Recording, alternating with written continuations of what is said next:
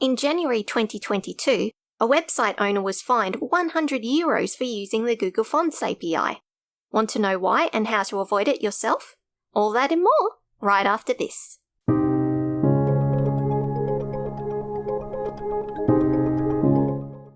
The General Data Protection Regulations set by the European Union is a set of laws that was introduced on the 25th of May 2018. Its aim was to protect individual users from having their data utilised unknowingly. Even if you're a website owner who lives outside the European Union, the laws still apply to you if your website is to be used by someone within the European Union. In regards to websites, if you use cookies, ads, any form of analytics, or call an external API for information, you must get the consent from the end user before using them. This is why we see so many websites now with large annoying pop-ups asking for consent for something. How does this work with Google Fonts? In my video, A Beginner's Guide to CSS Part 2, we utilised the Google Fonts API to apply a custom font to our website. By utilising an application programming interface, you request information externally from your website to utilise what's given back to you. This is what makes a website dynamic.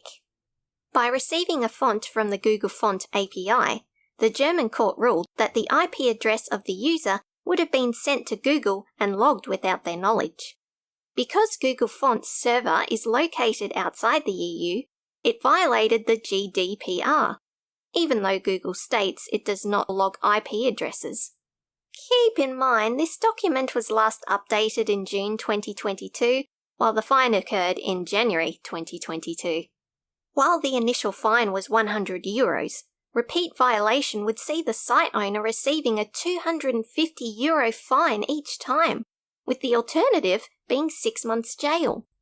So, how would you avoid this yourself if you wanted to use Google Fonts? There are two ways. The first way is to block the use of Google Fonts from being requested until the user consents.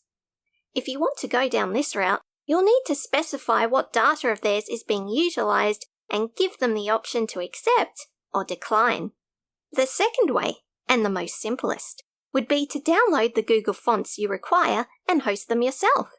That way, your website remains static as it's not requesting anything from any other server, as it has all the content already. And that is how using the Google Fonts API can result in you receiving a fine or jail time.